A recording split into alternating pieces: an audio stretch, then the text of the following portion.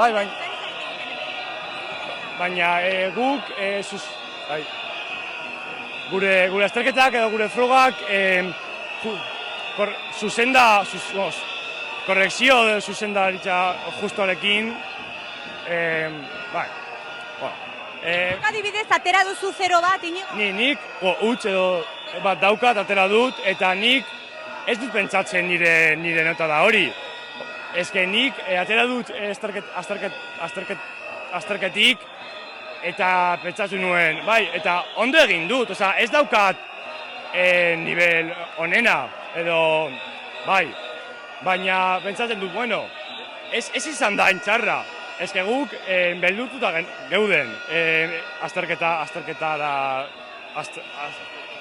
bai, eta atera ginen, bai, eta zu, bueno, kili kolo, baina ez 0 bat ateratzeko.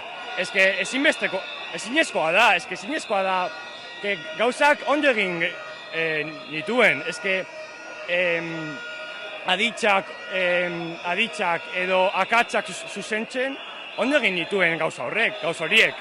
Ezke ez dut ulertzen, eta nik baina Navarra Unibertsitatea joango naiz, porque ez dut hemen sartzen UPV edo EHUn eta Unibertsitatea Navarra joango naiz. Baina beste pertsonek ez dituzte aukera hori.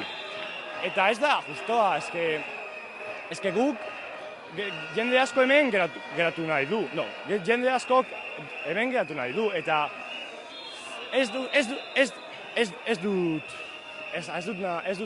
esan nahi ez da justoa.